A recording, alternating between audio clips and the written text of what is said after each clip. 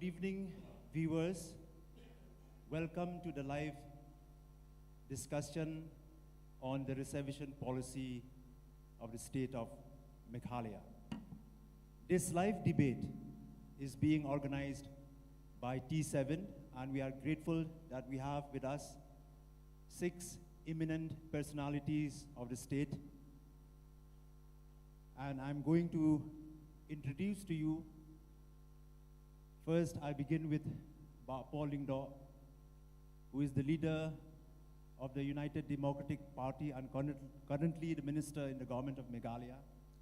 And then we have one of the senior most member of the Legislative Assembly of the state, Mr. Saleng Sangma, who is also now being appointed as the chief whip of the opposition party. Congratulations on your new assignment. And then we have Dr. Batskem Mirbo, who is a teacher in political science department and also the spokesperson of the Voice of the People Party. And then Mr. Bakul C.H. Hajong is the president of the United Hajong Community Development Association, and he is based in Tura. And then we have Dr. Bhaktoram Mauro. Mr. Mauro holds a degree in PhD in geography, and he is also an author and a sports commentator. And lastly, Mr. Robert June Karjarin, who is the president of the Nyotrep Youth Council and also an advocate in the state of Meghalaya. So we are thankful once again for all the eminent members of the panel and also our invited guests who are present in this makeshift studio of T7, which is under the office of the Shillong Sports Association. To set the discourse on motion, let me state that Meghalaya has 85 reservation in jobs and educational institutions for her diverse tribal and scheduled caste population of the state. And it was on the 12th of January 1972, 8 days before the official inauguration of our statehood, that the resolution on the reservation policy was notified. And let me read the preamble of that resolution. Keeping in view the inadequacy of representation of these communities in the services under the autonomous state of Meghalaya in terms of their population, that consistently with the maintenance of efficiency in administration, the following reservation shall be made in favor of the scheduled tribes and scheduled caste. There shall be reservation of 40% in favor of the Khasi Jaintia community, a reservation of 40% in favor of the Garus community, and 5% in favor of any other scheduled tribe. That is the preamble to the resolution which was notified in 1972. So now let me open this debate, or rather the discourse on the reservation policy, by allowing each member of the panel 3 minutes each to make their opening remarks. So I'll begin with Paul Lingdo. Thank you so much, Pak Kersai, my co-panelists and members of the audience, and those watching this program from their houses. First, I think it is very important, very pertinent for me to point out that when you are deemed as a leader, you are regarded as a leader, your basic responsibility is not to offer problems, but to offer solutions to problems. In this regard, the reservation policy has engaged the attention of leaders of the state at various points of time. And at this particular point of time, we could see that a lot of points have been made, but finally there is a point of convergence. And that of convergence is that various political parties have engaged in a discourse whereby they have come together under a platform to try to find out ways and means of how to resolve the problem emanating from the policy that was framed 51 years ago, and also the roster system that came as a byproduct of the policy subsequent to the High Court ruling on the matter. Our main point of focus is when we wish to redraw this policy, reframe the policy, it should be done in a manner that is professional, which is why the government has conceived the idea of an expert committee, because the policy, whatever wrongs, whatever flaws are there in it, can only be resolved through a scientific discourse that involves those who are in the know of things, those who understand demographics, constitutional law, jurisprudence, legal precedents. These are factors that should determine the revisit of the state reservation policy. But to take the matter to the street, when all political parties are already engaged in the process of trying to resolve this problem, I think that gives it a political tinge to the entire discourse. And when we have agreed, we have a state assembly that is barely 3 months old, respects the mandate of the people, respects the fact that people have given certain political parties and a combination of those parties to come together and form the government. And if there are any issues to be resolved, let them be resolved by the elected through platforms available to them, like the all-party meet, like the state assembly, like discussions in the conference hall, conference room of the secretariat, discussion within the house. Yeah. These are spaces available. Why take the matter to the street when it is yet the question of the government not reviewing the policy has not arisen at all? We have said our minds are open, but let's engage experts. So your point is taken now, Basaling. 3 minutes, please. Your opening remarks. Anyway, thank you. I don't want I don't want the people to expect me much like the others. I'm not the academicians, neither the scholars. I'm just a simple politician, but I'm a realist. Whatever I'm seeing, let me feel it and then let me speak it. The fact is that, like, what is reservation and why is reservations? The basic reservations we should know and understand first. Reservation doesn't mean that, it should be, for the, reservation is always for the weaker section. We have to know that basically, actually. Why and how the reservation started. The discriminations, all were there. So what is the reason? Why the reservation is there, actually? So unless until we know the basic history of the reservation, then we might not come to the conclusion also. We have to be conclusive in certain point of time. The fact is that, like, you see, whoever has framed in 1972, the experts, they have framed so nicely, though the gravity of the situations is such that, but they have framed so nicely, you can go back. I have studied, I have just printed out today itself, and then when I gone through, it was so nice, and then it was very, to the point. It's not, it doesn't talk about the population. It talk about the backwardness and the, about the uplifting the who are weaker section of the society.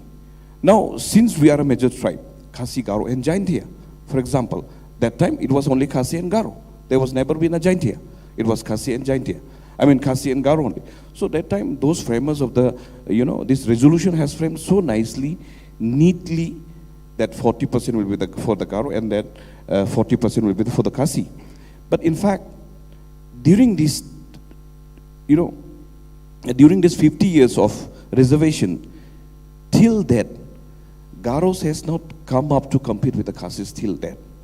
Maybe, and then we have not gone back even to study back whether the Garos and the Khasis they have, after the reservation has been given to these communities, whether their community has come up with a certain level or not.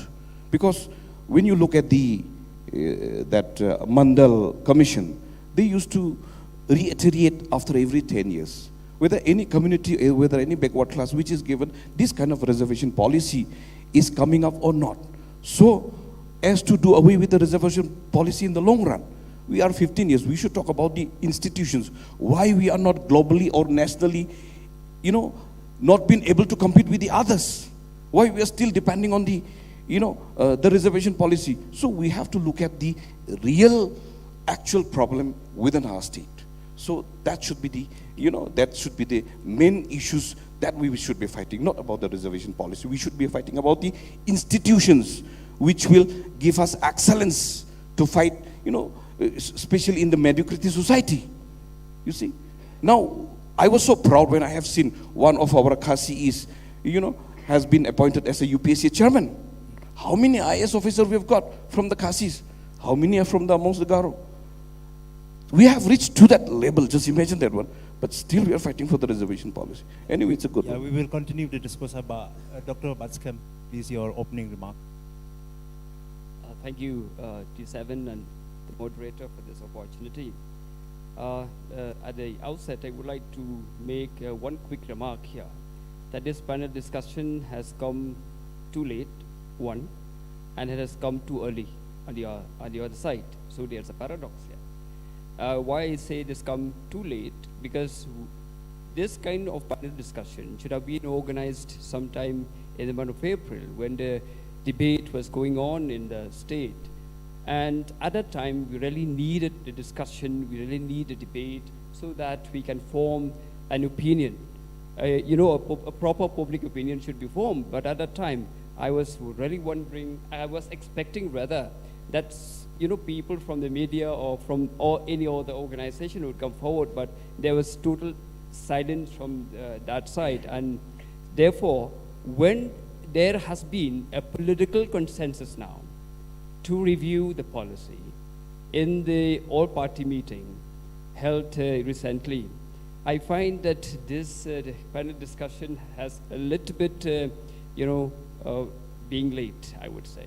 But too early in the sense that we have the government has constituted the expert committee, and this expert committee is yet to, to identify the experts, and it is yet to study, and it is yet to even make, the recommendations, and here we are discussing, and we are discussing for what?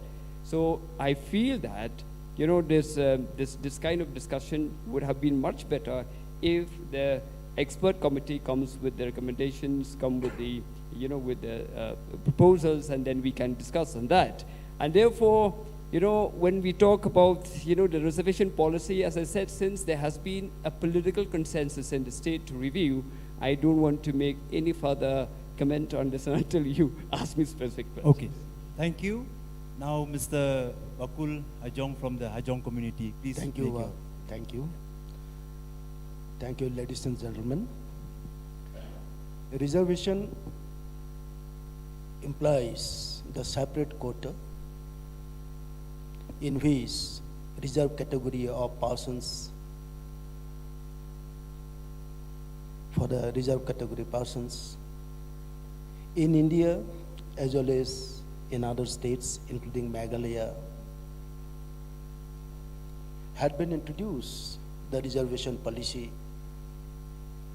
with the sole aim and ambitions for upliftment of these reserved category societies and adequate representation of the scheduled castes, scheduled tribes, or the socially disadvantaged, economically weaker section societies, marginalized groups.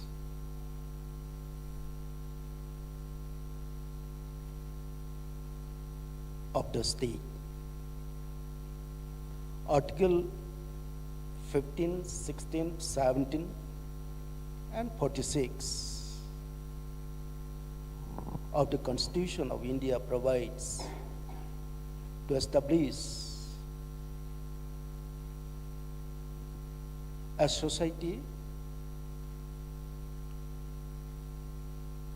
having with no injustice in the society, inequality, and to give the equal facilities,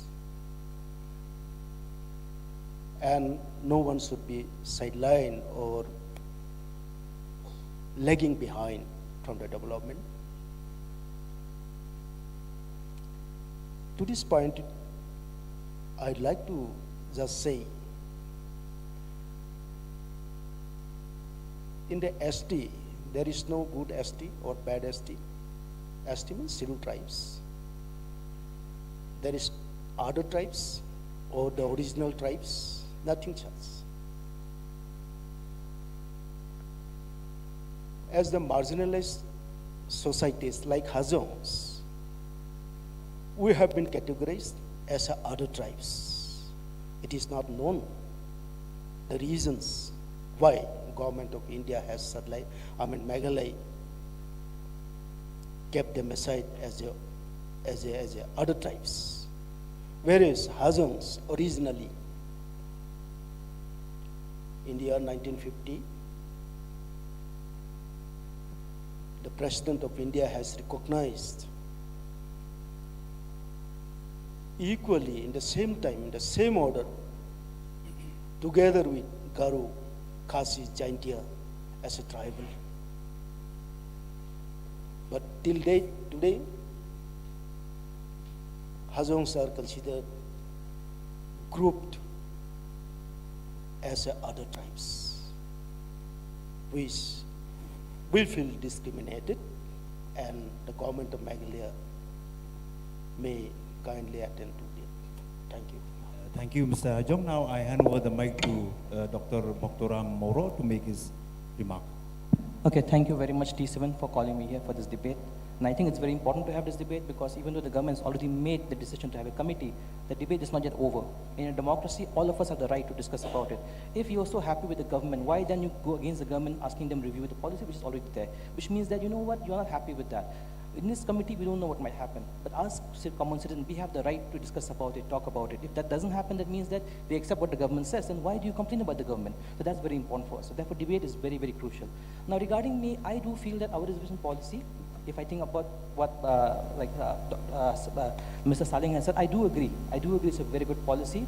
I think the ratio given out there actually is very well thought out. In fact, the ratio given out there has also been acknowledged by the Supreme Court in 1992 that it was done, of course, it was not about our judgment, but it was done in a very correct manner. Now that we can discuss about it in more detail. Now, what do I see from this outcome? Let's say the expert committee comes in there. Do you accept the outcome or not? What, for example, expert committee says that we have to bring down the percentage to, let's say, proportionate. Will the Garos accept it or not? If they don't accept it, the court is the only option. Now, when you go to the court, what happens? There are 4 outcomes that I can see that can happen when you go to the court. The first outcome, the court accepts the reservation based on population. Now, that means that you have to actually dismantle the Indra Swami judgment, which says that reservation is based on inadequacy of people, backward classes in services. Inadequacy doesn't mean proportionate. Now, unless you have amended the constitution, which I don't see it happening. Now, for example, in the Indra Swami judgment itself, they said there can be no reservation for promotion. But what happened? There was an amendment in 77, the 77 amendment 1995, where the government of India brought a new article saying that you can have reservation based on promotion. Then also in the judgment itself, they said there can be no reservation based on economic criteria. But there was a 103rd amendment, which brought out that, you know what, we can have reservation based on economic criteria. So unless the Indian constitution has been amended, unless that article has been amended talking about adequate representation, which does not mean proportionate representation, which will violate the principle of 50% ceiling. Because if you take adequate representation to be meaning like proportionate, then the OBC should be getting 75 reservation out right now. But if that's the case, why did the Maratha judgment talk about, no, your reservation cannot exceed 50%? Because under only extraordinary circumstances. Now that is very, very difficult. Now how do you define that when you go to the court? That is very crucial. That is the first outcome which I don't think is going to happen, but maybe there is an amendment I don't know about, to the constitution which has happened, I really don't know. Now, second outcome, the court can come to the agreement, you know what, the present policy is very good, and I support that. I do believe the present policy is really good. We can discuss about that. Third outcome, the court can say, you know what, okay, fine, I'll give you more than 50%, you're extraordinary, but at the same time, 80 is too high, let me bring it down to 60%. Like the Dr. Celestine has said, Celestine Jingdo has thought when he was talking in Bripoy. Now that happens, that 40% guaranteed reservation we have will go away. We have 30-30, but you have now ST into 60, which means the Hajong will have to come, the Karbi will have to come, Dimasa will have to come, the other Biate will have to come, all the other groups have to come. Now how do you work out with that? Because that can be very, very complicated. The last thing, the court may say, you know what, I don't believe in your argument, it has to come to 50%. That means what? 50%, then do you also divide within that?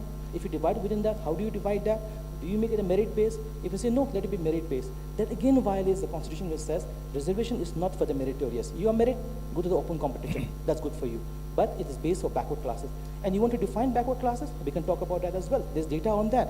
How do we define backward classes? It's already there in the judgment. It's already there, the criteria out there. We can talk about how we can look at the criteria. That's from my side. Thank you. So there's so much to debate now. Robert, I think he's the right person to make the last opening remark. Thank you, Bakar Soy and all the co-panelists here. To make an opening remark, the thing is like this, we are trying to discuss things on a subject matter which is highly dynamic in nature. We can discuss any point of law and reservation policy, different judge will give different opinion, different court will give different opinion on this subject matter. We may discuss whatever we like, but at the end of the day, suppose today this is a legal portion. Tomorrow a case may come to the Supreme Court, different opinion the court may take it. So this is a very dynamic subject, and it is very important that we understand the matters very properly. I must congratulate the government of Meghalaya, who has constituted the expert committee. But the big question is that on a dynamic subject like this, if we bring all the experts in the entire nation also, whether they will be able to give a correct advice, that is a big question mark on itself. That is the first thing that we need to understand when we are talking about this subject. If we look at our reservation policy, whether it has been a good policy, it's still a debatable. For most of the neutral people, they will say, no, it's a bad policy, since the numbers doesn't match with the percentage that we get. If you ask the Hajong community, the coach, the Arabha, they will say it's a bad policy because we did not get what we deserve. If you ask maybe from the Achik brothers, they will say, yeah, maybe it's a good policy. So that in itself is subject to different interpretation and different benefit from that. But nevertheless, I must say that yes, this policy has served the interests of the state for almost 51 years. I think had not roster came into effect, we will not even discussing this issue. And why this roster came into effect also, we have to blame the government. Why I have to blame the government? Because had the government of Meghalaya does not deprive that promotion to Zenera, the court also will not take some motto on this issue. So okay, government has to blame. At the end of the day, the court takes some motto, roster come, and the moment roster come, we know that we are lacking behind. We know that the policy that we framed in 1972 are no longer fit at that point of time. Roster came into effect in 1996, 1997. We drafted the policy in 1972. Nobody have ever thought that roster will come in 1997. So to say that it's a perfect policy at this point of time is no. Do we need to review? Absolutely yes. How to review? I agree with Bapol that it has to be discussed in a proper forum. So that's my opening remark. So, thank you, Robert, and all the members of the panel. Yes, despite the fact that there are small amount of jobs in the government sector, but this issue will not be dead anytime soon.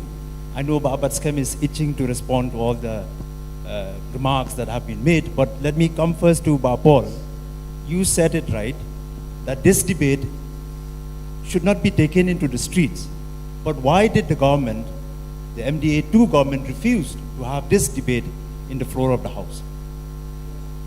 If you recall correctly, in the last session of the Assembly, the President of the VPP spoke at length on reservation policy and the roster system. There was a debate. I have videos of what happened in the Assembly and the statement of the leader of the VPP that they accept the roster system, but at the same time stating that the entire policy should be revisited. He made that statement on the floor of the last session of the State Assembly. So there is no question of the government denying space to anybody. Second, the next move that we made was to engage in a discussion with all the stakeholders, starting with political parties, and then NGOs, and then the cabinet, and then the MLAs, all party meet. All these were tried. All these were held at various points of time. And don't forget that this is a 3-month-old government. How do you expect a 3-month-old government to resolve a problem of 50 years? Is it fair? No, debating is not resolving the issue, I think. Which is why when you are elected, people have reposed faith in you to represent you in the State Assembly. That is the platform. The all-party meet is the platform. Why take it to the roads? Why take it to the street? Why? You know that, of course, as I said, once you are a leader, you are not only entrusted with, airing grievances. Let the public air the grievances. The duty of a leader is to offer a solution. I have not heard of a solution being offered by the VPP so far, saying that this has to be the policy. Basaneng, you want to come in as a member of the Legislative Assembly? Nothing much. It's a debate and discussion is very good to air before the public, and then, before, openness is good actually. It's healthy also. So we will know, we can grip all the views and ideas from all the corner. As one of our panel has said that no discussions, no debate can resolve these resolutions, because it's one of the dynamic, and then though it's dynamic, it's quite sensitive also in the meantime. So we have to be very careful in our words, and then even airing also. So it doesn't mean that whatever I have in my mind, I should speak it out. But the fact is that as a leader right now, because I just cannot speak up only for one community as a leader. After I become an MLA, I have become the member of the legislature, and then I have the responsibility to all the Meghalayans. So on that track, I have to know what I'm speaking also. So whatever platform and the mandate has been given to me, it's on the floor of the House. So we can do anything, what yell, discuss, debates, do whatever it is there. And then we have certain privileges and immunities within the floor of the House. So it was a given, actually, debate was given, and then I support our minister also. But the fact is that any discussion or debate, whatever we will be doing it today also, it should not, give any, any kind of, tension to any one of our community. This is, my sincere,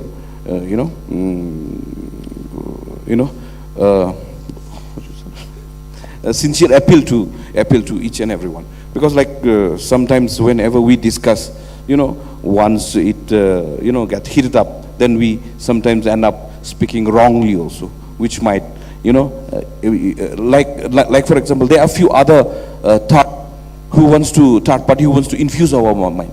Now we are living in a peace and harmony right now. We are talking about the few, select few who will be trying to disrupt our peace and harmony within our state.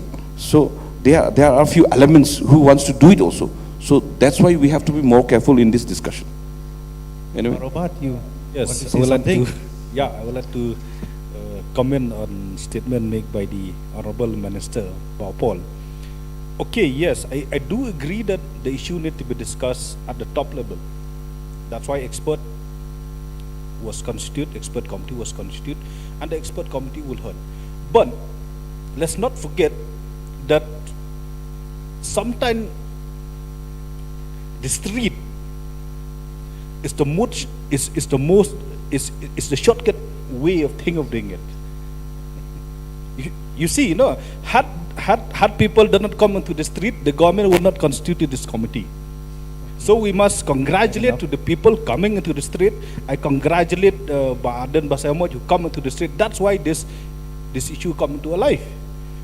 Yes, I do agree that that the government is 3 years old, or 3 months. 3 months. But the issue is already 51 years. 51 years. If we start counting right from the era where so many student leaders starting agitating for this, it has been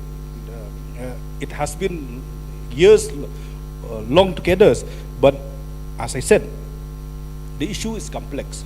It's involved law, and law on this issue is very dynamic. If we compare our policy with the judgment, with the ruling passed by High Court and Supreme Court, we are lacking behind in so many ways. So that's why, of course, we may come later on maybe on this issue. But if my term of to talk again will come, I would like to highlight why do we need to review the policy. The few points I would like to highlight. Yeah, we will come to that point, but Skem, I will come to you in a form of question, because in your remark you made that it's either too early or too late unless we ask question. I would like to respond to what you respond, some but of the let me also allegations. put. You can continue, but let me also put to you a question. Today, Voice of the People Party is spearheading the movement to review the entire reservation policy of the state, and we may say that to an extent you have succeeded, and the government of the day had agreed to revisit the 51 years old policy, and also decided to form the expert committee, which is yet to be notified. But my question to you as a spokesperson of the BPP, how will you make your case before the expert committee that henceforth, because you have already made a statement publicly that we should look into the population structure, that's the language that you use, population structure of the state, which in other words it means, or it implies that population should be the basis in redefining or reframing the reservation policy. And you can also respond to all the remarks. You see, when you talk about this population, we are not inventing it. We are not taking it from the sky or from anywhere else. In fact, if you read this policy, the first para of this policy itself, it says in terms of population. I'm not saying it, it is the policy that says it. Yeah. So, but here you'll find the para 1 is not in consonant with para 1A. Para 1, if you go in terms of population, and then para 1A it says 40% for the Khasi and Jaintias. But the population was 45% of the state population in 1971. And for the Garus, it was around less than 32. It's around 31 point something in 1971. And in fact, if you look at in terms of population, the whole reservation in Meghalaya in 1971 or 1972 would be around 82%. Would not even cross 85, because at a time the tribal population was around 80. 80 something, and then 81 point something, together with the SC population. The SC population was very small. It was only around 0.38%. So if you take the total reservation would be less than 85, the total reservation would be less than 85. That is in fact according to what the paragraph 1 says. And therefore, here, when you talk about the population, that it is not the factor, but the policy itself says that. And therefore, we simply say that go according to what it is written. And when there is a conflict, where is a contradiction within the policy itself, then how can you say that it is a very good policy? So I really question those who say it's a good policy. So here, when you talk about population, in this frequently asked questions document, issued by the Ministry of Personnel, Government of India, in the first question itself, you'll find that in the line number 1, 2, 3, 4. In line number 4, it says like this: in case of direct recruitment to Group C and D, posts which normally attract candidates from a locality or a region, percentage of reservation for SCs and STs is generally fixed in proportion to the population of SCs and STs in the respective states, union territories. So whatever the percentage of reservation that you take, what proportion of the population has to be taken into account? Whatever the percentage of reservation. We are not talking about a percentage, but here the proportion of population is very significant. It is not irrelevant. And I'll tell you here, again, I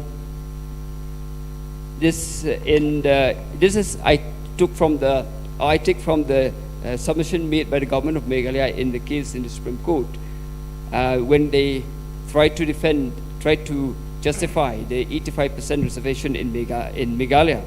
Here it says in page number 15 and in para 26, it quoted this judgment in Nagraj Supra. And in paragraph 59 of that judgment, it says like this: it speaks of adequate representation, not proportionate representation, as our friend said, although proportion of population of backward classes to the total population would certainly be relevant. And therefore, we cannot totally wish away the total population. And therefore, in one way or the other, you have to reflect that. In case of the SCs and STs, we regard, when you talk about OBCs, OBC is a different category altogether. And when the matter comes to the court, also the court will look into this issue differently from the way they look into the SCs and STs. And therefore, I would stick to what we have stated, that proportion of population is a factor that needs to be taken into account. And in fact, why we say that this policy needs to be reviewed, because it has a certain inherent contradiction in it. But again, I want to reply to what the Honorable Minister said, that the matter should not be taken to the street. In fact, we tried to raise this matter. We spoke to we wrote to the government that we needed a special session on the to discuss on the reservation policy, which was never convened. Okay, that is the wisdom of the government. But we heard from the media that the Honorable Chief Minister spoke that he would not concede to the discussion on the job reservation policy, but only on the roster.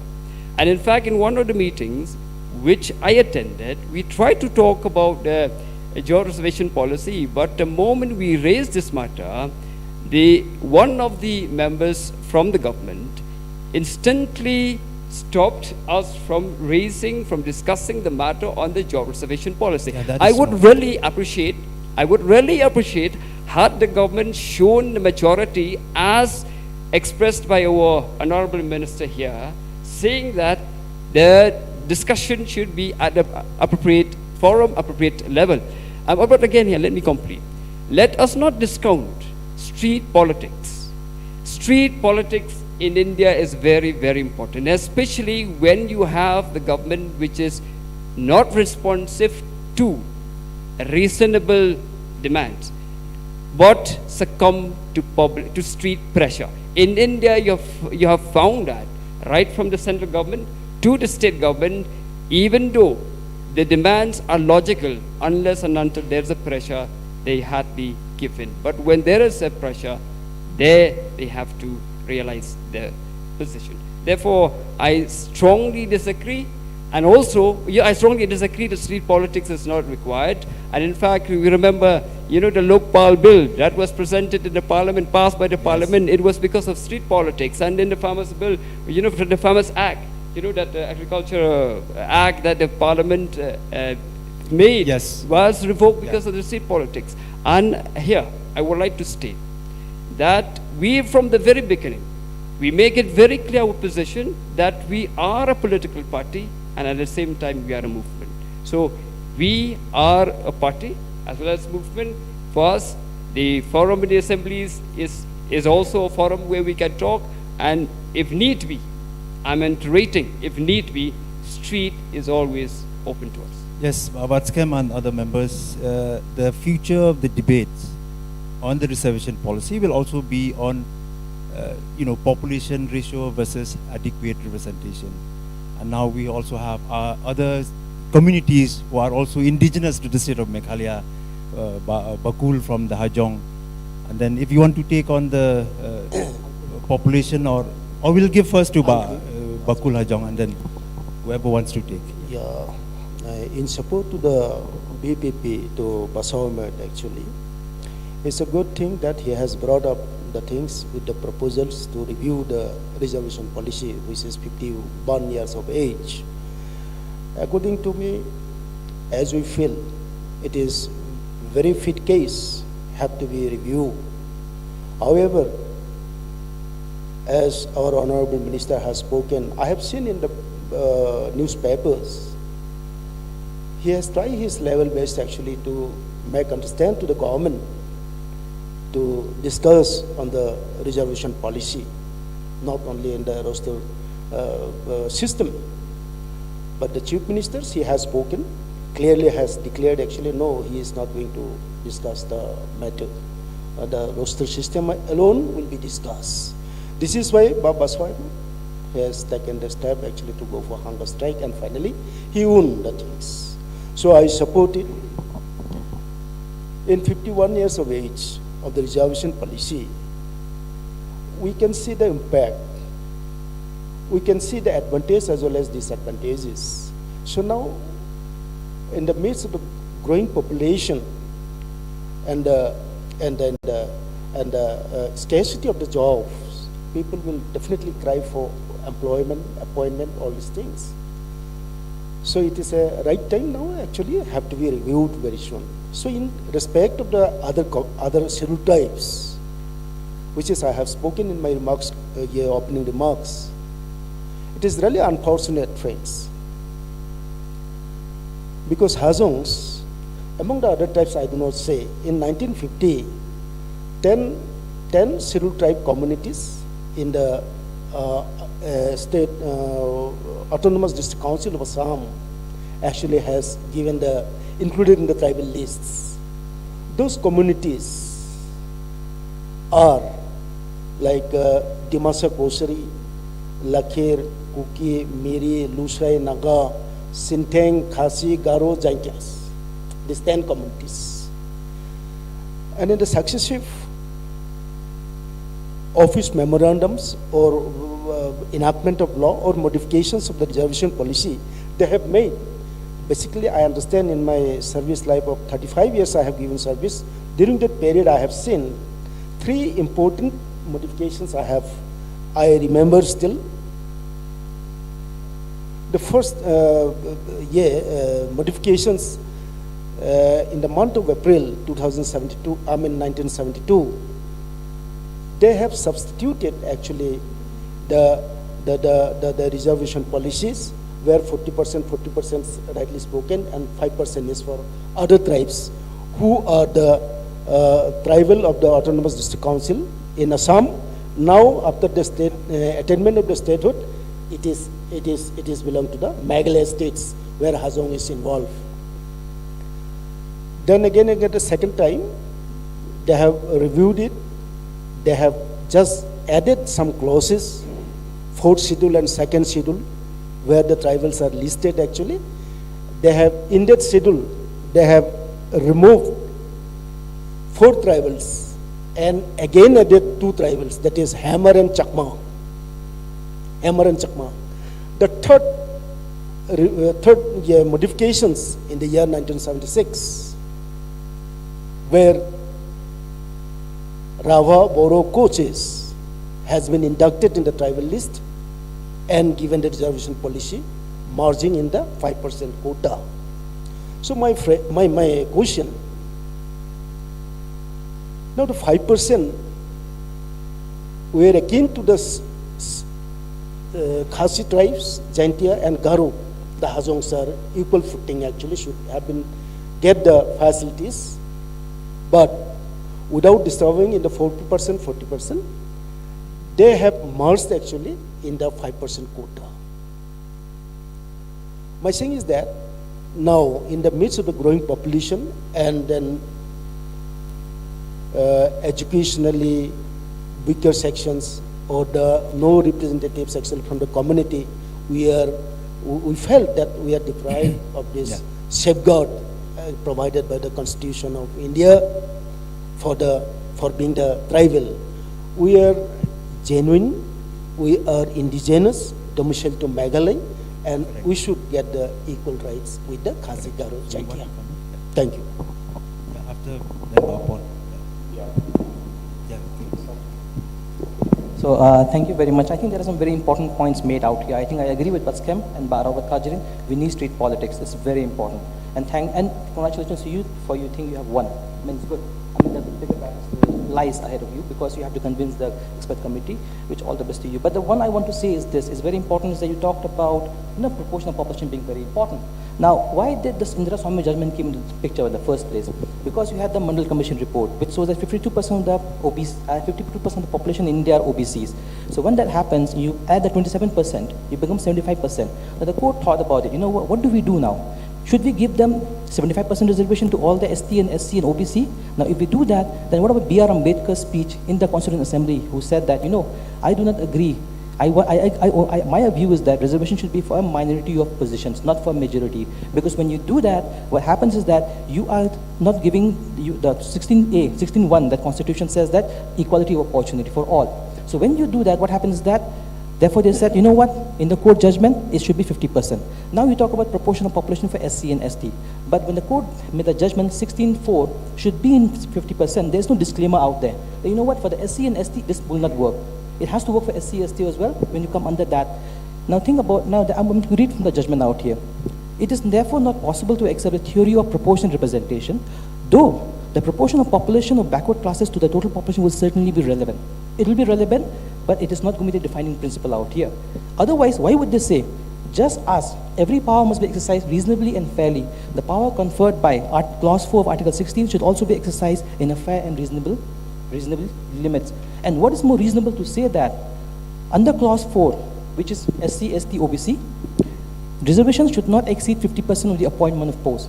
If that is the point that SC, ST, they have to be treated separately, there should be a separate clause for them. But no, they are brought under the same clause. Now we talk about proportion, it's very important because all India level, SC, ST, I think will be 7%, 12%. So in that case, it doesn't really destroy the 50% ceiling. But once you bring them together, and 50% cannot be exceeded because you're making an exception. Now exception also can be made. There are conditions for that. But in those conditions, it's not mentioned population. It says any characteristic unique to the population. That can be defended, but not population can be defended. Now, for example, if that can be defended, then the whole principle of the Indira Swamy judgment, which says that it's not proportion, it's adequacy. Now, for example, you have the tribal population in Meghalaya, 80%, but if I 50% give to you, and I know that some of that ST will be able to compete in the open competition category, so you get 10%, 20%, so 50 becomes 70%. So don't worry. You are not going to be kicked out of your own state. You will still have the jobs, you still have the majority. I'll give you 50%. So even for that also, somebody can argue that you can do that. Now regarding the issue is here very important is that, for example, you say two categories, right? Like how did the government of Meghalaya in 1972 actually thought 40-40? Now there is a precedent out here, paragraph number 80, paragraph number 114. In that, the Supreme Court, what did they say? For example, there are two backward communities in an area. You have the goldsmith and the Vedas. These are backward classes in Andhra Pradesh. It's in the paragraph number 114 in the Indira Swamy judgment. It's there. So what happens when you have two backward categories and you know that one backward category is more advanced than the other? If you give open category reservation to them, 80%, let's say in case of Meghalaya, what's going to happen is that the forward community are going to take a lot of the seats. It's there. So what do we do? Is the Indira Swamy judgment is there. Divide them equally. So, Bapol and then Mr. Saling. Let Bapol comment. And then I think it's very important. One point that both Robert and Marbo missed was when I said that what was the need to take the matter to the street. The point being that, see, when we agitated as KSU, I had led the movement several years. We agitated as a group that was outside the system. We took to the streets. But when you are a political party with representatives in the state assembly, I'm not discounting your right to go to the streets. I came from the streets to be where I am today. All I'm saying is, when you come to the street, at least come with a solution. Anna Hazare and Kejriwal, no doubt, took to the street to fight against corruption. But what was the solution? They offered the Lokpal bill as a solution. That is my point. As elected leaders, why do you only come to the government? This is the problem. Now when the government says, what is the solution? You solve, you're the government. It doesn't work that way. You have to engage in discussions, in parleys. What solution do you have to offer? Second, despite the policy being called good, I'll say it has a lot of defects, which is why it requires to be amended and reviewed. For instance, I'm not sure whether Mr. Saling is aware of this, but in 1974, there was an office memorandum on the reservation policy saying that in cases where Garos are not adequately represented from within the state, you can have Garos from outside of Meghalaya being employed. Now, how do you have a state reservation policy which also caters to non-state residents? So those are the flaws. The carryover system is a major problem. Let me tell you, people might say anything. When I was in charge of labor, there were 3 labor inspectors who had qualified and who were supposed, the validity of the list was to expire in 1 week. All the 3 were Khasis. I took a decision as minister in charge of labor, not because I am anti-Garo or anything, but seeing that for the convenience and the efficiency of the administration, we needed these officers. I went ahead and cleared the file, which Dr. Mukul Sama did not clear, saying that we wait for the 40% of Garo representation first. I mean, these are things that I have done. I have taken decisions, acting without fear or favor, affection or ill will, as we generally take the oath as ministers. So my point here is, it's all right, you go to the streets, but also offer us a solution. What solution do you have to offer? Now supposing they go to the street, Saleng also goes to the street. He says, give the Garos 90%. Where does that end? And he also goes on hunger strike. He says, no, Hajong should get more. I will also, I will also fast until I die. Then what happens to the entire discourse? So far, the 90% demand was made only by the KSU during your tenure. Yes, and in fact, I will claim this based on what I know. The 15% that is regarded as unreserved, open category. That particular category, earlier you had non-tribal students alone going through professional courses from that 15%.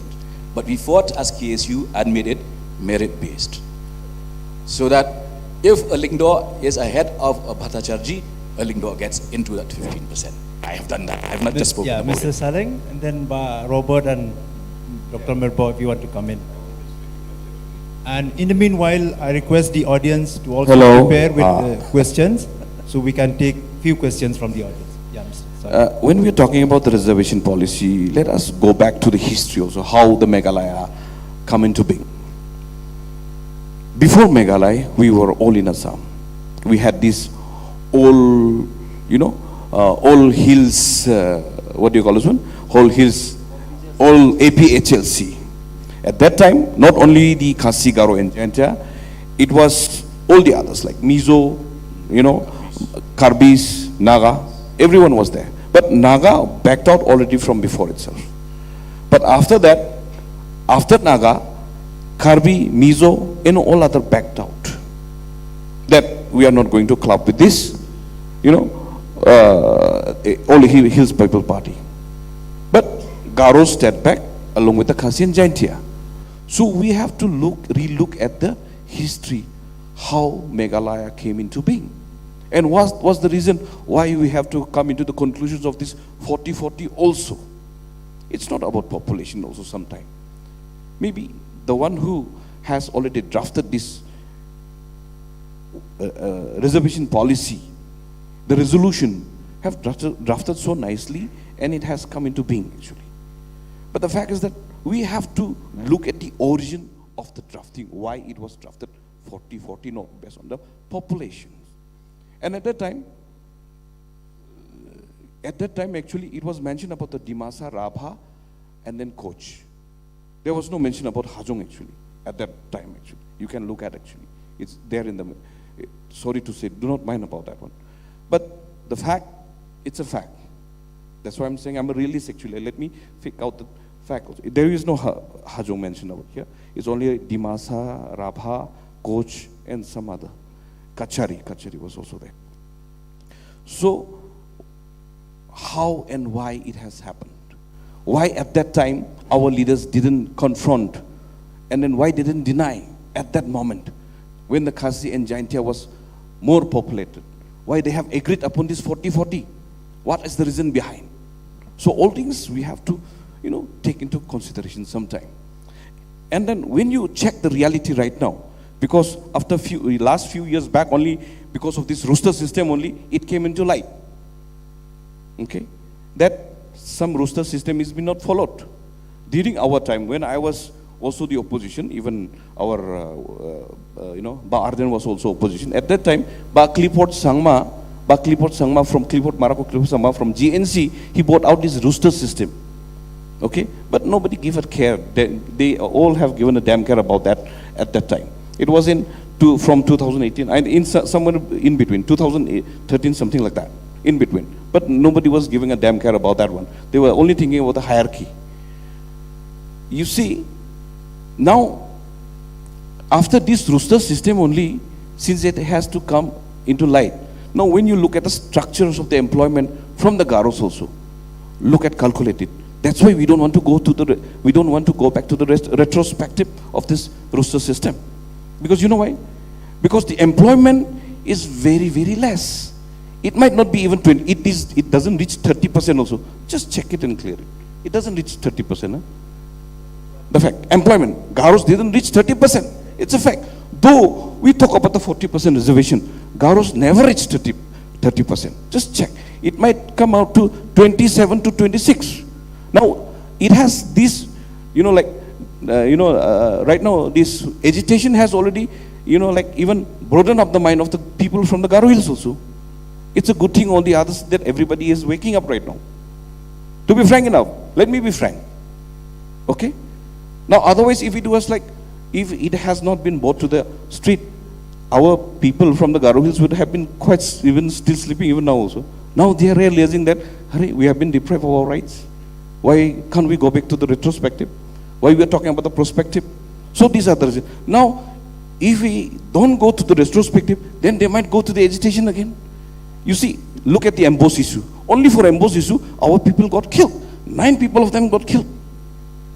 Now we are not only waking up one community from the other side. We are inviting the others also. The, foreign entity to come in between, which is very bad. That's why this reservation policy should be reiterated every 10 years. How much our people has come into that fold, that equality we are talking about. How much opportunity that we are giving. Right now, when we talk about this, reservation, it represents only a few. Only few, not all. Do you think all the beggars in the street, they knew about the reservation policy? The BPL family, let it be Khasi Garo Jaintia. When I was young, when I was in the school, I never knew about the reservation policy. I just studied. I just want to compete with the other guy. I just want to be better than the other. I don't know about the reservation policy.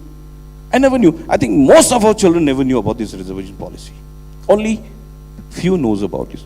And then we are making it a, few things I want to speak also. And then on the other thing, when he was talking about the reservation policy differs from one state to another. Now, for example, Chhattisgarh, they are having around 85 or something percent. They are the highest one. And after that, in Madhya Pradesh, they are having around 72. So you just cannot, we cannot give a conclusive, judgments about regarding the, because from each and every state it differs. Suppose if our state goes to fight for the reservation policy, the judgment might be different.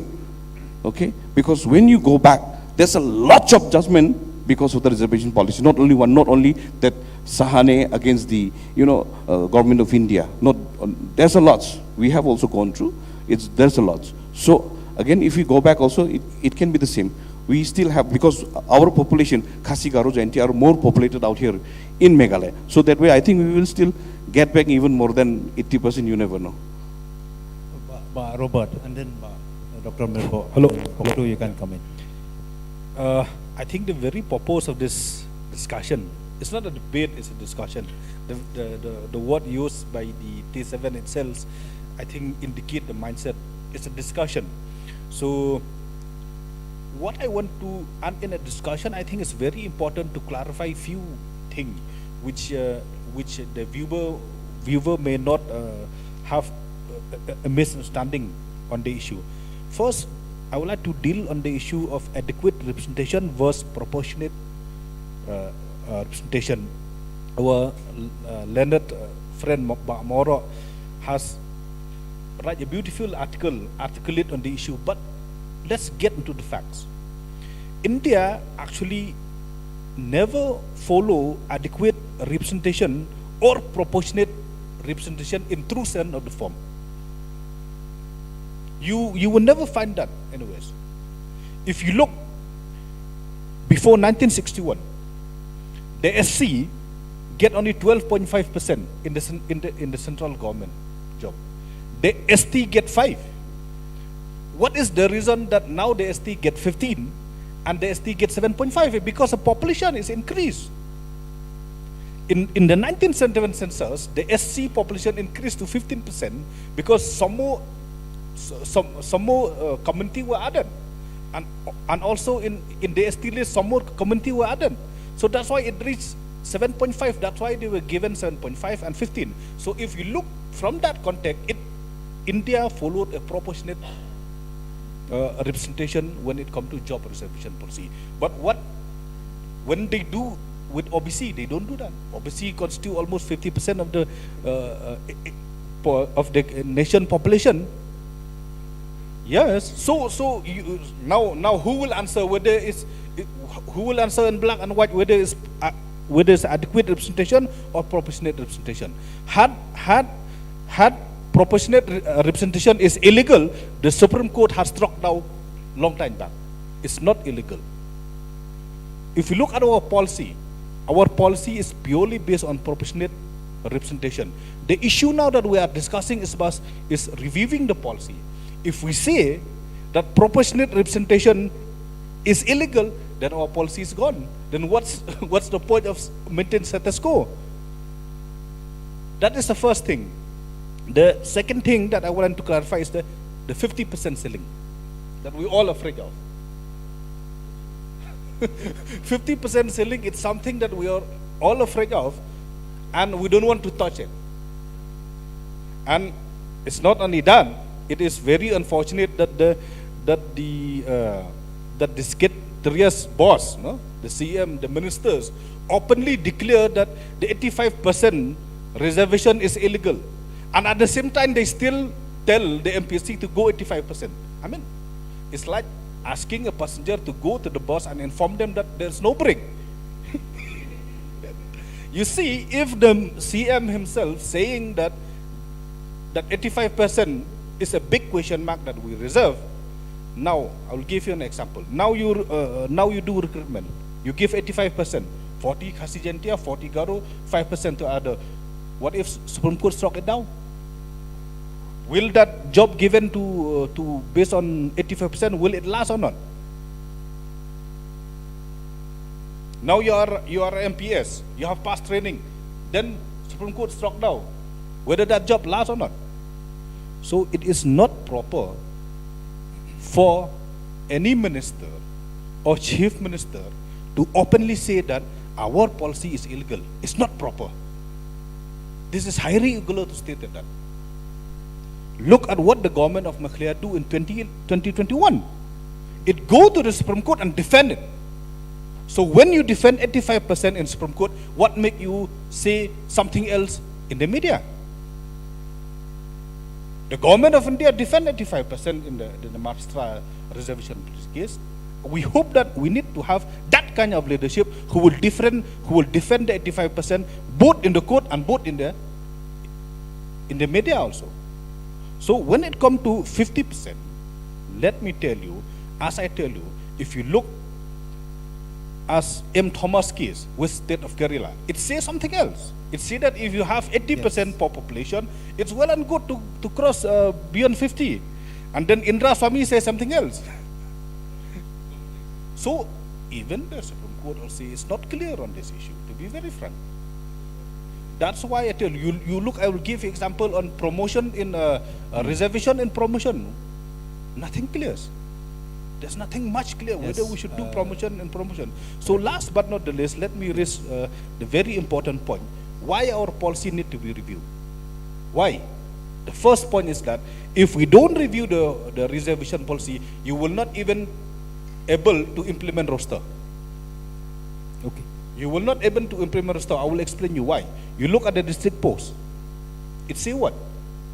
It say that 80% for the Khasi Jaintia and Khasi Jaintia Hill, 80% for the Garo and Garo Hill, provided if there is nobody from either side apply. So how can you enmark something like that? Yes. That is the first. Yeah. That is the first thing. And other thing, and another thing, why we need to review is that you see, in our policy, we even allow non-tribal also to get an ST category. No, it's you open look at category. the policy. It's not about non-tribal. It's open category. No. You missed the point, Bakar. So you read the policy. What did it say? The policy say that in case if a Garo community could not fill up the seat, if there is anybody who is a non-tribal also, who know the Garo language and who know the Garo culture, can come into Garo category. Yeah, that's fair Yeah, enough. but they are appointed only contractual basis, only for 1 year. Only 1 year. 1 year. So they have to. And let us, those who can you see, speak fluently. let us place also those on- things needed to be Yes, corrected. yes. That's Let why us I place agree on- with Paul that there is so many flaws in the policies.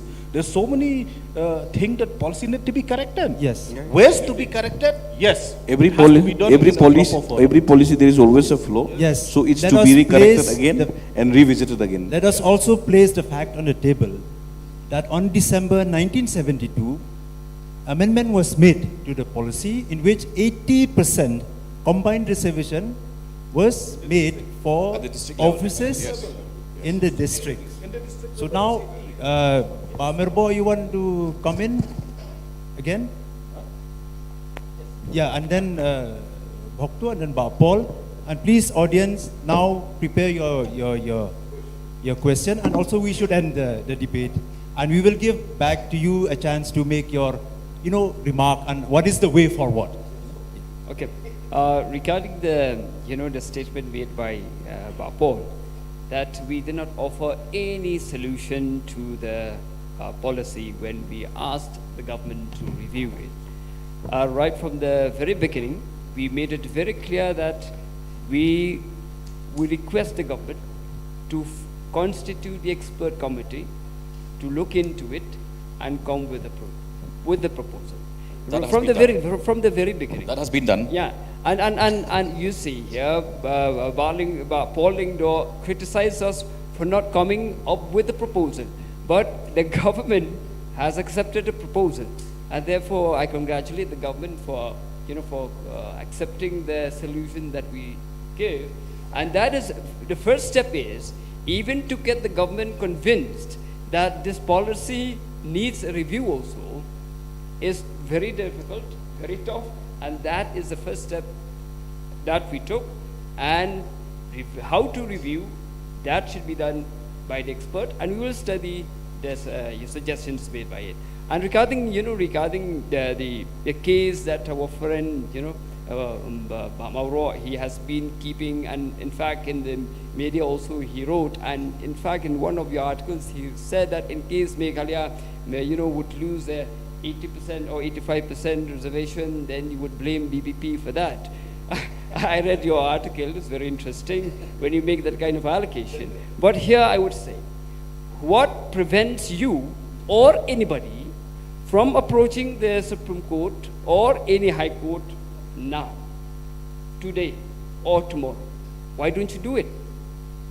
If you feel that you can do it before your reservation policy is reviewed also. Because right now, we are having the 85% job reservation. And when it will be reviewed, we don't know. Maybe the percentage will come up or will go, will come down or will go up. But I request all those people who try to inject fear into the minority people, do it. There's nobody who prevents you from doing it, and we already crossed the 50% mark as of today. And in fact, as I said, Robert has said that in the Supreme Court, the government of Meghalaya, in the 2016 case of Maharashtra, the government of Meghalaya stoutly defended the 85% reservation. It says, it is submitted that several factors, including the unique demographic features, historical position, and constitutional provisions in relation to the state of Meghalaya, make it uniquely positioned among all other states so far as the issue of reservations in excess of 50% is concerned. That is a statement of the government, it's not my statement. Yeah, we stand by that statement, which is why the fact that we have agreed to revisit, which itself is an acknowledgement that we have made some progress in the deliberations. The only point of focus here is that this may be a bit out of the immediate subject of discussion, but I would like to bring this into perspective that 2 years before the first quarter of the 21st century comes to an end, if a state, instead of where we've already mentioned that we have reached the saturation point of government services long back, today if that discussion is entirely on government sector, what kind of message are we sending to our young people? There are false hopes being created that if this policy, is tilted towards us, then all of you, every one of you will be employed in the government sector. How many vacancies are there in a year? Max 700 per year. And you have 2 lakh youths already registered with the employment exchange. So I think somewhere our sense of priority has gone wrong. Yes, this issue needs to be addressed. But at the same time, I would like to say that more than unemployment, we have a huge problem of unemployability. This year, the fact that just one Meghalayan made it to the UPSC civil service exam, and that also a non-tribal, what does it show? Because we are so totally influenced by the reservation mentality that a community that has produced J.M. Lingdo now can't produce one single Meghalayan tribal in the UPSC exam. Okay, I think, thank you for the intervention. You talk about the N. Thomas judgment, 1975. That's why you had the 1992 judgment. Paragraph 92 or 93 of the Indra Swamy judgment talks about the N. Thomas judgment. It talks about that. And then it says, paragraph number 94, we do not agree with that. Please, kindly allow him. Yeah, let him complete. Let him complete, I think. The thing is this, okay, let me complete. I'm not a judge. Please let him complete. Please allow him to complete. I'm not a judge. I mean to say, all the case matter, let the Supreme Court or maybe the court handle it actually. No, it's not. To be fair, it's not about spoiling or something like that. Bamukul also. Yes, After this, yes. Yeah, Bamukul. Yes. Let him complete his The point. reason why I'm trying to say this is because is this. Now you talked about the proportion not being very important because why? 1961, 1960, 71, you see SC, ST proportion increased, right? That is Let me exactly is the point. That is Robert. exactly the point. If we say that Robert. proportionate Robert. proportionate quota I is will not give you correct, one more chance. it's not correct, then our policy is gone already. That is why I'm trying to say. That is why. Robert, would you please give him a chance, a fair chance to respond? See, for example, now you talk about M. Thomas, then that Indra Swamy in 94 said, we don't agree with M. Thomas. Now, will the reservation policy be struck down 85%? I don't know. Is there a chance? Yes, there is a chance. For example, there is a chance because they might say you don't fall in the extraordinary conditions where there is population percentage is not the issue here, because if that is the issue, that has been mentioned in the extraordinary circumstances. So I don't want you to go to the court. I don't want to go to court. I think Khasi Jaintia getting 40% guaranteed, I like that. I want that. I think Garu getting 40% guaranteed, I like that. I want that to remain. But if you were to, for example, go for a review of that, population proportion, 31% Garu, 46% Khasi Jaintia, will the Garu accept it? For so many years, they could not fill up the post. Couldn't fill up the post. Now they can fill up. Now they think they can fill up. Now you tell them, no, you can't have it. So somebody will say, no, what? I'm not going to accept that. The GSU might go, anybody might go. I don't want it to go to the court because I like our representation policy. And the last thing I want to say is that, the last thing I want to say is that, see, that's what they said. No. Yeah, and so they're very important. Let Bukul also come in, and then see, the point is that they said, okay, fine, but what if we follow the proportion which has been used for ST-SC? If we do that and put with the OBC also out there, the reservation will go to 75%, which we don't want because it is not reasonable. It cannot be reasonable to have so much of, let's say, like reservation. So they said proportion of population is not a criteria. So even if we get exemption, proportion of population will not be a criteria for giving reservation. It cannot be because the Supreme Court said it is not a criteria. So we may have our 85%, I agree, I like that, but I am just worried. High Court, what they say, with the High Court Justice 2017, they said, we want it, just wait, let me complete. He said, you know what, we want 50%. Now, I don't agree with the High Court judgment because there are some things out there, but it's the observation of the court, we have to respect that. What if we go to the court and the court says, you know what, we beg you 50%. Then you go and defend out there.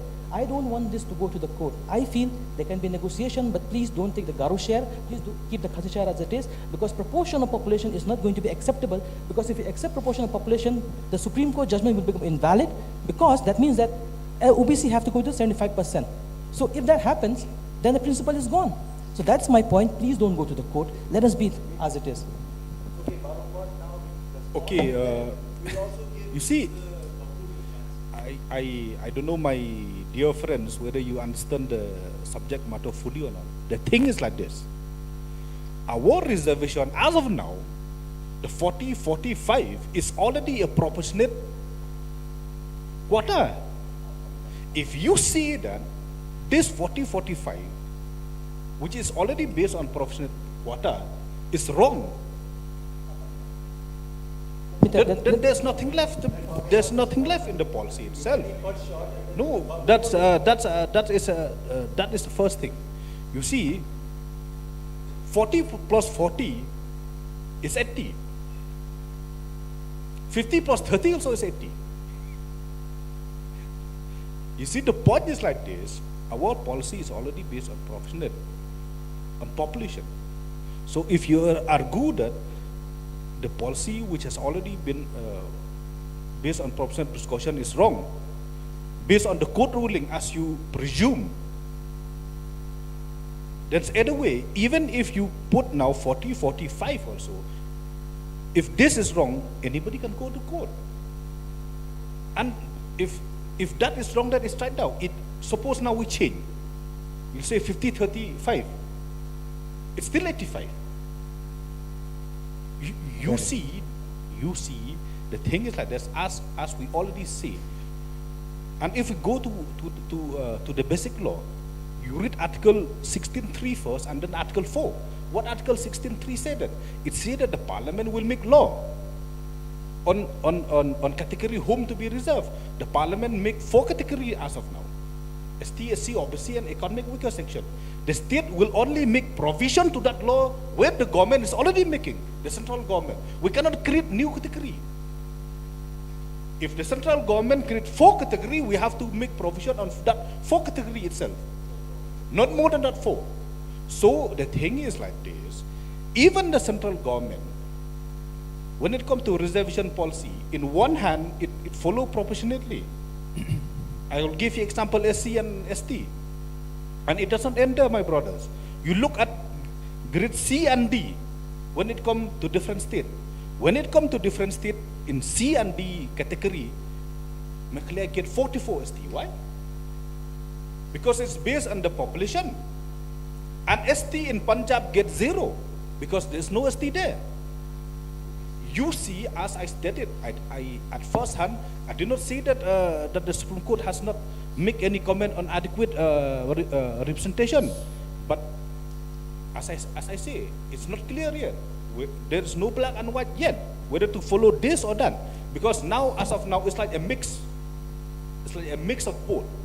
So you can bring a judgment on proportionate, on adequate. You can win on government on adequate. I can bring a judgment on proportionate to counter the judgment on adequate. So the issue, as I tell from the start, that it is a dynamic issue. Correct. Now we are discussing something else. Tomorrow the court may say something else.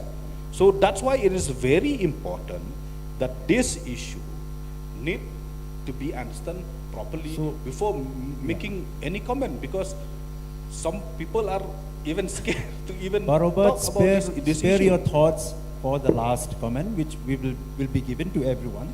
But Mr. Bakul Hajong, if you want to come in at least for a word or two, and then I'll open the house. But we will not take more than 5 questions because we are into 1 hour now in the discussion. So Thank you, sir. I do not have much comment on that. Actually, I am not much aware. Only the reaction, actually, to Sir Shillong has spoken 1 year. Due permission, sir. He has told that Hajong's tribal are not, in some cases, actually not involved. I mean, the tribals are no name in the reservation policy. But according to our knowledge, right from the day of the independence of India, 1950, up to 87, all the time amendments made of the tribal lists, we are exist, sir. I do not know how he told that actually the Hajongs are not involved. So that's all, sir. So, anyone? Yeah. I think just one response. Actually, Hajong was there in the tribal list, but not in the Meghalaya tribal list. That time actually, that's what I was in this particular. In the Meghalaya we have, sir. Yeah. No.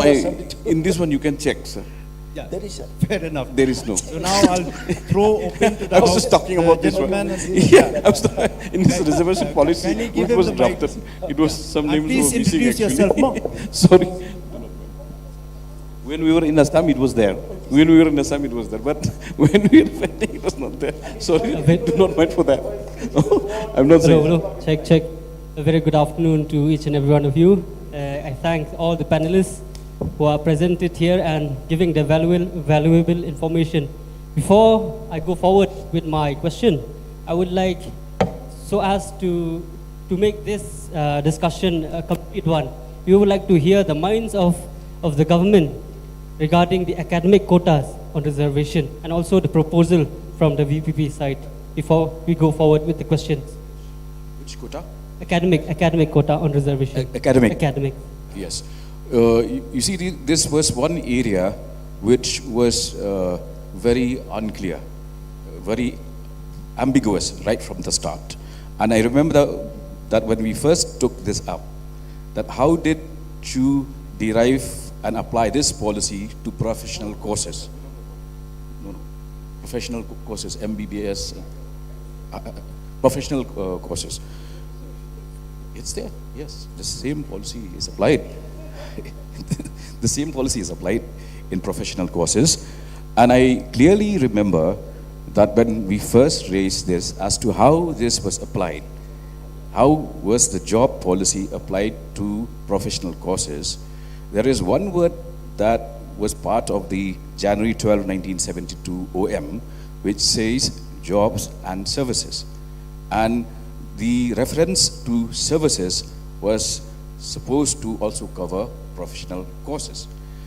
But as I mentioned, when we were in the KSU, we took this up, saying that how did this entire 15% unreserved category go to only non-tribal candidates? It was then, at that point of time, that it was reinterpreted to mean merit-based, meaning anybody who scores the highest marks can go through the unreserved category, whether Khasi, Garo or general candidate. Is there any proposal from the VPP side?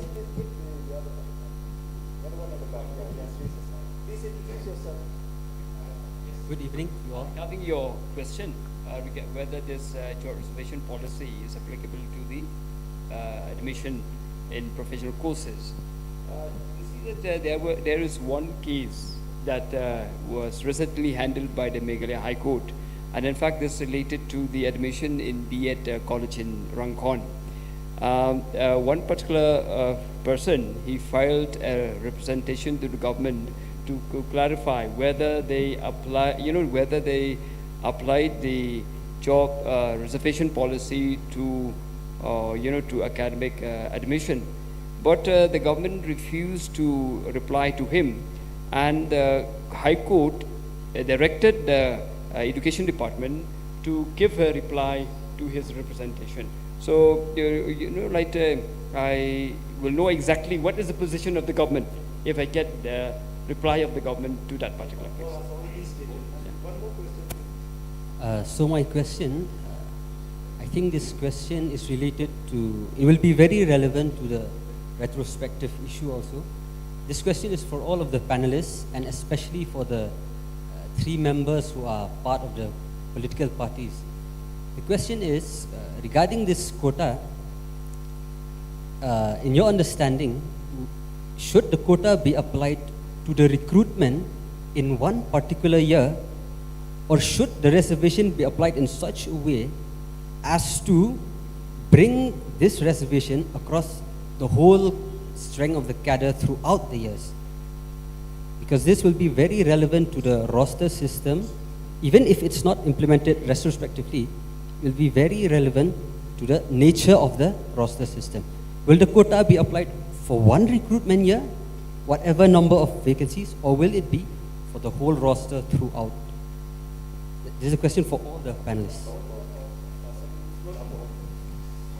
Yeah, precisely why the High Court has reiterated that the state should have a roster system.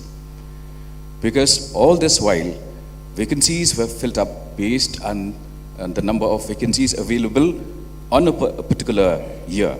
But when a certain number of posts could not be filled up, and you have the carryover system, which is why the other solution that came through the court was that have a roster, meaning that you stretch the recruitment process, say on a cycle of 1 up to 100, until you have reached the 100 point and complete the cycle of recruitment, then you go to the next cycle of recruitment. That is what Sir, roster means. To follow up that question, sir, is there a dichotomy or an opposition between carrying forward of 2 recruitment years and the carrying forward of a recruitment cycle? Is there a difference? Do you see a dichotomy here? Yes, it's purely legal point. The thing is like this: if we look at our policy, it says that if there is any category A, B, C, whatever category, who cannot fill up any particular post, those posts will be carried over to the next category.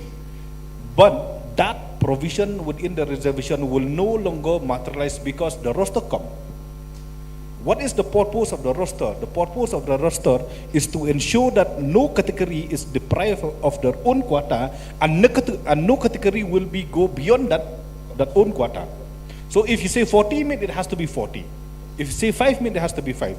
So with quota, there will be no carryover, and with quota, there will be no service vacancy base. In Garo, it's purely post base. in Garo, You know, in Garo section, I think there is a carryover because we have to appoint only for 1 year contractual basis those who can speak fluently. I think you can Yes, look only at 1 year. one No, in Garo.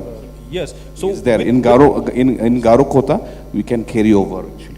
So in order to clarify that, you see with roster what did roster do? Roster enmarked a particular post. Whether this particular post belong to which category. So the moment it has enmarked that particular post as Khasi category, the moment this Khasi retire, you can only fill by a Khasi. The moment this post is enmarked as Garo, you can only fill by. So the moment it reaches the 100-point roster, which means all the 100 posts is filled up, then we restart again and again and again. And the result is that no category cross 40 and no category is denying by that particular quota which is already. So that is the sole purpose of the roster. Otherwise, the roster has nothing to do with it come to policy. It's only ensure that there is no deviation from the policy. To add to what Robert said, in fact, the OM of May 10, 2022 is like a new reservation policy for the state. You can say that. You know, you don't need to go back to 1972. Go to the OM of 2022. That is a new reservation policy. Yeah, but Mebon. After Mebon, we'll take only two more questions. But baby, I would request you to give me one chance to reply to that BPP. Yeah, BPP. I will give you at the end for everyone. Yeah. Okay, so good evening, everyone. I'm standing here as Mebon Lingdo, just as a citizen of Meghalaya and India, not as anyone who's related to any political party or anything. So one thing that I just want to add here is that as far as I can see as a young man looking at how the reservation policy is being taken forward, I can see that everyone is looking for bragging rights. Like everyone wants to say, it's me, it's me, it's me. And that is not doing anything good to the society, that is not doing anything good to the Khasi society, to the Jaintia or to the Garo community. So we have to look beyond that. We should not be so blinded by this bragging right thing. Because as I can see for the last 10, 15 years till now, that everyone that has come forward with the reservation policy, they have always tried to come forward with the intention of bragging rights. So even right now, there's a lot of talk of war between the right and the left party wing, and it's not doing anything good. So that is one thing that I want to add. Another thing that I want to add is how can we have a review of the reservation policy right now in the state of Meghalaya when the census has not been taken? Because the census has been taken in the year 2011, that was last time. So the census was supposed to be taken in the year 2021. But because of COVID-19, there was no census that has been taken. So if we are to review the reservation policy, how do we review the reservation policy when we do not have the census? Another thing that we are completely missing is, if we are going at the reservation policy in terms of population, then we are also missing the fact that in the last 10, 20 years, there has also been a lot of illegal immigrants that have gotten to the state of Meghalaya. You can also check that by the number of people that have voted this year. So even in, let's take for example some of the constituencies, the number of voters have gone up by 3,000 or 4,000 in just 5 years. At the very same time, there are also voters from that particular constituency that have also exited and they have gone to another constituency. So how are we going to look forward, go forward into that when we do not know how many illegal immigrants are also there? And if we are also looking at the reservation policy, if it is being reviewed based on the population, then will it not do much harm to the Garo and the Khasi community? Because now we also have the other non-tribal communities that have increased in the number in the state of Meghalaya. No question? Okay. Yeah, that is the question. Okay. How do we go forward into that? Anyone to take? So when we talk about reservation in terms of population, and you are precisely talking about the population, so it's like directing the question to me. When you talk about this population, for example, the government of India, for reservation, they did not update the latest census. And for Meghalaya also, I do not know. Let the expert, examine it, whether to take the 1971 census as a base, or just you let me complete, whether they want to take the 2011 census. And in fact, when you talk about this census, it will take some time. For example, if you want to know the Khasi Garo community. And in fact, I beg to differ with you when you talk Khasi, Garo, and Jaintia. In fact, according to census, you hardly have any Jaintia. In fact, all the people belonging to the Khasi Jaintia, they identified as a Khasi. So that is the position. And here, when you talk about 2021 census, it will take some more years as for the census of India to come with a report on the linguistic population, because we have to base a number of people belonging to the Garo and to the Khasi basically from that census. So it will take some time. And therefore, if you take 2011 census also, that would be the latest one. And I don't see any problem for the government of Meghalaya to take that. But it depends on the expert. They will weigh the pros and cons, which census to take. And they have to take also into account the growth of population, whether it is really desirable to take into account that growth of population. And when you talk about this non-tribal migration, the tribal population in Meghalaya increased over the decades. From from around 80 point something in 1971, now it crossed to nearly 86% according to 2011 census. Yes, we agree that illegal migration does take place, but again at the same time, the out-migration also, it is happening. So here, if you really look at the statistics, the the non-tribal population is not really growing at an alarming rate. Okay, only thing is that about the illegal immigration. Oh, sorry. I do agree with, what was your name? Meban. I do agree with the Meban. Why we just linger around this reservation policy here? Because we have got a limited job within the government. Why don't we talk about the, the infrastructure the private company bringing to our state? Because whenever our people go outside, though they are working outside, they are working in the private company. Why don't we bring the private sector out here? We should talk about the unemployment out here. Thousands of youths are employed. Now, just recently only, we are having this QUID exam, right? Tomorrow itself, there is a QUID exam, okay? But in Tura, we are having the, the university exam. Then how do they supposed to cope? They are from Tura, 300 miles. How do they supposed to come and write the exam and go back and then write their own exam? So these are the areas we should concentrate. When we are talking about the, like result, look at the board exam, which was, in Garo Hills, only 25% passed out. Here in Khasi Hills, 76%. Much higher, because we have a better institution in Shillong, not in Tura. Why we don't have a, one the board area where we can do the QUET exam also? So these are the areas we have to think seriously. Unemployment. Unemployment is one of the major sector. Though we are talking about the employment, unemployment within the government job, how many jobs the government can create within a year?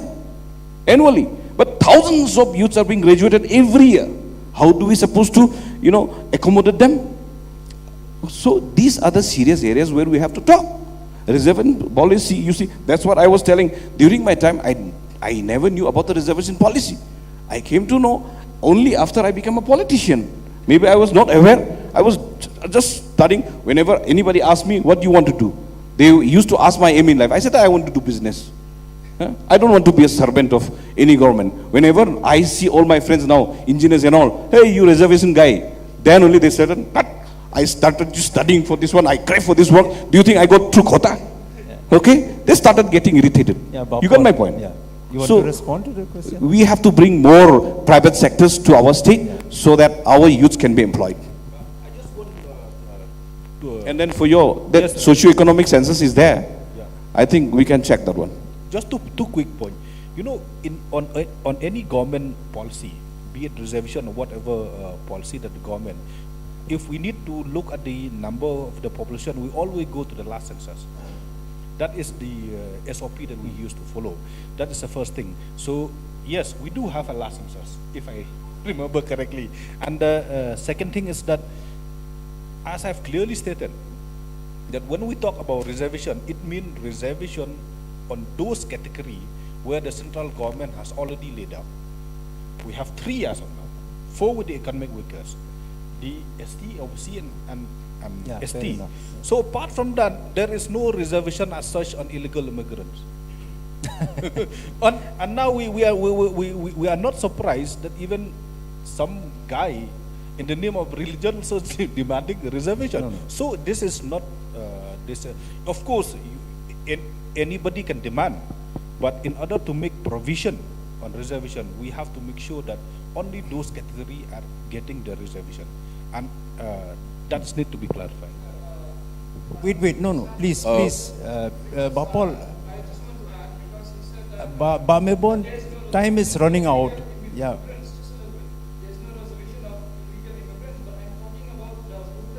Sure. For want of time, yes, we can go on this debate. I think But please, for one, Mebon for yeah, we have for- already. That's Saleng, the thing. please. That's Just For for want just of time, we are now already into nearly 1.5 hours into the debate. There are people also, they have to go back to their work and other assignments. I will take, you can all, yeah, including you, we can all respond, then club together whatever you want to respond. I'll give the last mic from the to the audience to Monarch Shabong, the senior journalist of the state. So let him ask a question, and all of you can come in, and also we make the concluding remarks on the way forward. Yeah, Monarch. Ka jingkeli jonga ka ba lingkot ya ka panel boroboy kata kalong baka sukar India haka jinsya baka ay ka reservation ka ay ki weaker sections scheduled tribe scheduled caste OBC te ka panel menta ka perkhat kumno haba menta pidei ban review ya ka ni reservation policy lapin ay lahat ka ba kham kerpang ya ki scheduled tribe ki badon hak state jongi ki badai ki baduk na ki baduk tam ki bom yolat menta banle ki tuition ki babiang ki bom yolat banle ki school ki babiang ki bom yolat banle ki tuition ki babiang na ka benta hakapor baki apply ya ki kam haki office sarkar bafair.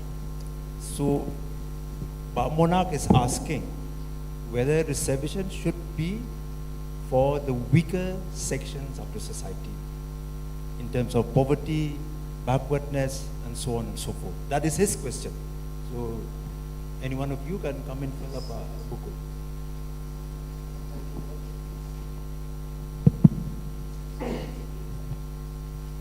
It's a very interesting, very good questions. I feel I'm agreeable actually on the question to go with the weaker section of the society. The purpose of giving reservations is only how do we come at par with the standard of the high class peoples. So the constitution, as has provided actually in the legal safeguards, are to be given actually to those weaker sections to bring them at par. So not only the population criteria, also I believe the socio-economic development criteria should strongly be considered actually to identify and categorize as a reservation quota, the tribe. Thank you. there is a slight problem here ngan kaiga jingkli jung ba monak mo but kata kolong ba baningkong kumnung in identify ya kita ki beduk ki basitom kapaar ladang ilet kat kum ka ruling jong ka Supreme Court karon ka 7 bench ka ba Shillong but one ba kami da verdict ka ba ong ba kandan ka kota na benda ki economically weaker section tang ba kita kinum dai ki ST ki OBC tilarangi apply kata hang ni hajongi platip kan long kan poisa sano they it will defeat the very purpose of what we talking you talk but all I can say is you're not happy with the policy, we're not happy with the policy, economically weaker section are not happy with the policy. That's why we need to revisit, that's why we need to review. But at the same time, let's be very clear when you talk of economically weaker section, it's very clear the definition of the Supreme Court 7-member judgment said that economically weaker section would only comprise of those categories which are left out of which are on the unreserved bracket of the Constitution of India, meaning non-ST, non-SC, non-OBC. But there are certain rulings within the thing. Those who has got the quota already, their downline was supposed not to be allowed. That's why we need that roster system to be exactly covered. Because if I have got the quota, for example, Sir has got a quota. Now he's down the line, he's down. I mean to say, his first family should not get the quota. My family should not get a quota. So likewise, actually, then only one day we will be aligned with the other, upper sector actually.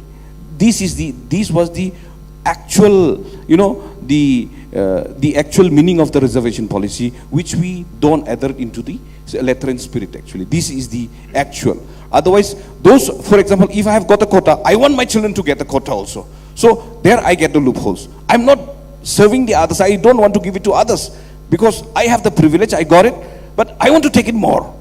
So this is where it is going wrong. Otherwise, 50 years from now, every family of Meghalaya should have got it. But only some few families are getting it, Yeah, it's a fact. Yeah. Let me. Economically weaker section of the society within the SC or ST. If we go along by Supreme Court, Hakanika case jong Nagaraj, Kabadi 2006, Kalong ba Kawanra yaka concept Krimelaya among the ST. Ki Klemonra yaka concept of EWS among the STs ki wanra ya concept jongka ki wanra tang ya ka em ki wanra hang ni comment ki ka ni ko ruling ya ka jingdon kam ban belait no ya ki criminal ya na ki SC and ST but ya ka judgment ru la upheld ha ka ni ka Jarnal Singh versus Lakshmi Narayan Gupta 2018 Henry ka government of India kam Khubor ya ka ni ka stand jongka Supreme Court kong ba kani ka ruling kalong ka kamyahap kiyong ba ikwa ba ka Supreme Court kan review ya gani ka judgment namar ba ya concept criminal omla ban ai dane ban apply sya ki SC but ki ST kata ka dai benta kan ka kis kadang ya review kadang ya tingin patip ka position ka ban mi na gani Kati ka kabang don banong Henry banong ban wanra the concept of economically weaker section among the ST the ngam tharai ka banong possible but kan hiru banong hi bangin ya determine Pi tak ban su jubab ya kata ajak ba pi lidah sing jubab maksi pi kadai hi ka konsep jo concern na du basdang kadai hi banirap ki ba duk ki ba jenjar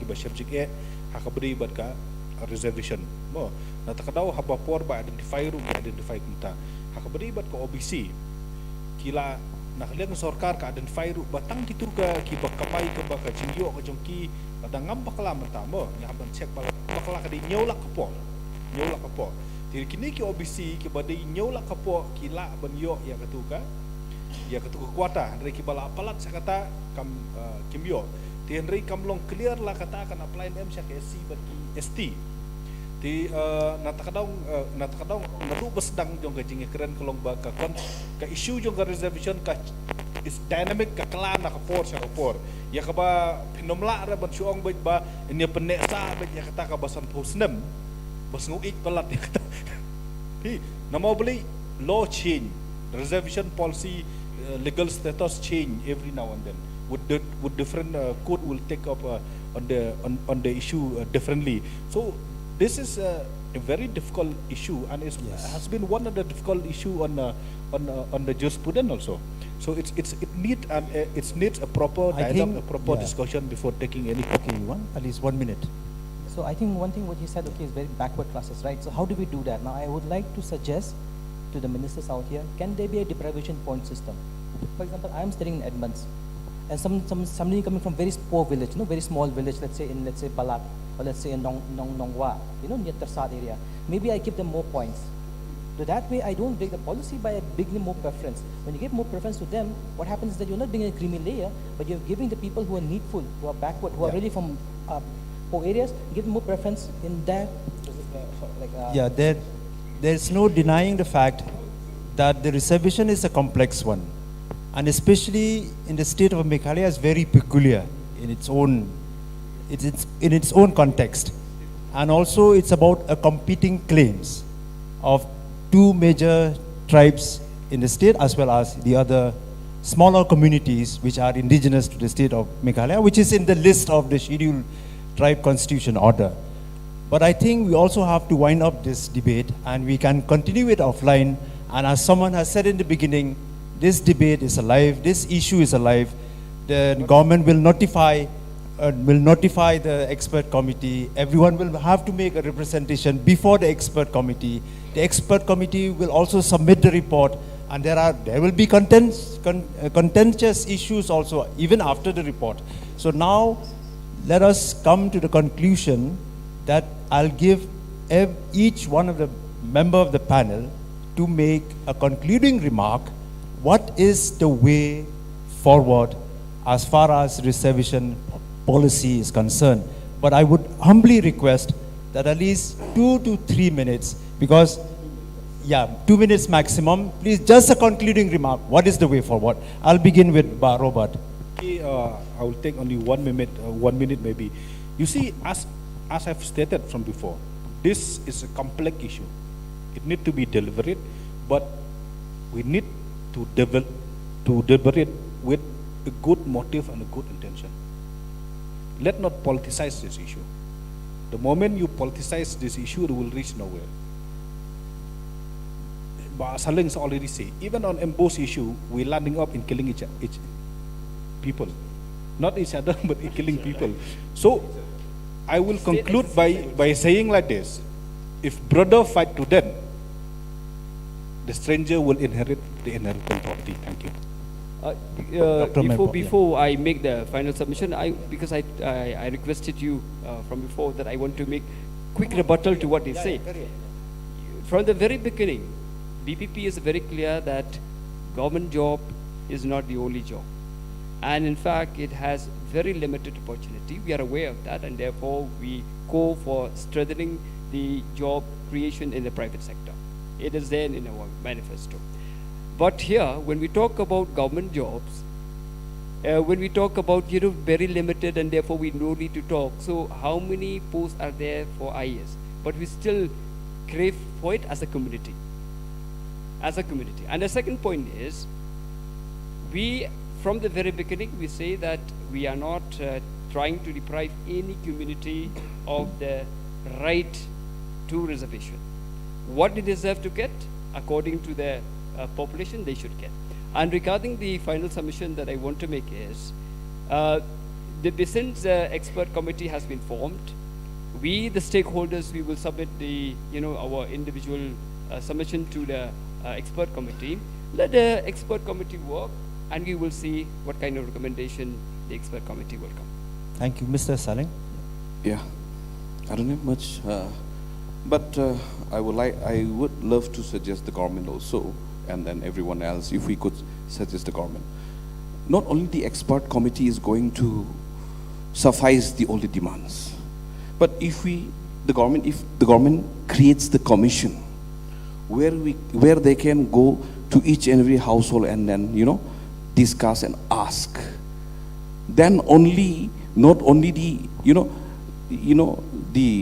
the court or any bench will hurt the committee, but when it is commissioned, then everyone's who is privileged, who is uneducated, who belongs to that particular sector, that will be hurt more than the committee, because committee is just a limited area, but commission, they can spread more wings to gather all the informations.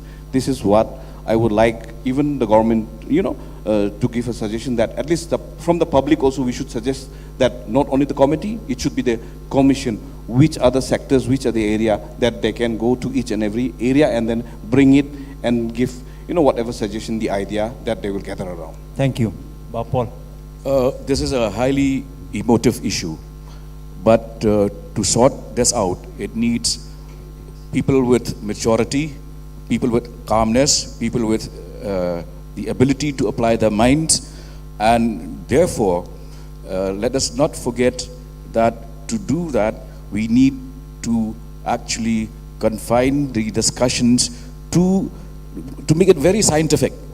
Constitution, the law, jurisprudence, legal precedents, all of those.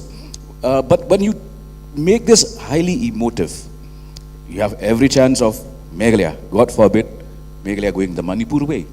Manipur went into flames because of one High Court decision. So we have to be extra careful because we are, as a state, because of the high rate of unemployment, everybody is getting emotionally charged up. But again, I would reiterate that look at Mizoram. Today, they produce not less than 4 to 5 IAS officers in a year. Where is Meghalaya? The gap will soon be very visible because there'll be a big drawback in the number of officers who will be serving the state, who belong to this state. Therefore, let us also encourage merit. Encourage our young people to study with the intention of not being employed in the secretariat, but looking at the wider world, the public sector, the corporate world as the ultimate solution to the problem of employment. Mr. Bakul Hajong. Meghalaya can be compared as a mini India from the point of view that number of communities are inhabiting in Meghalaya. Tribal, non-tribal, small marginalized group, high class group, all these things. So, as a responsible citizens of the state, we have to protect the interest of all communities, specifically the indigenous tribal communities.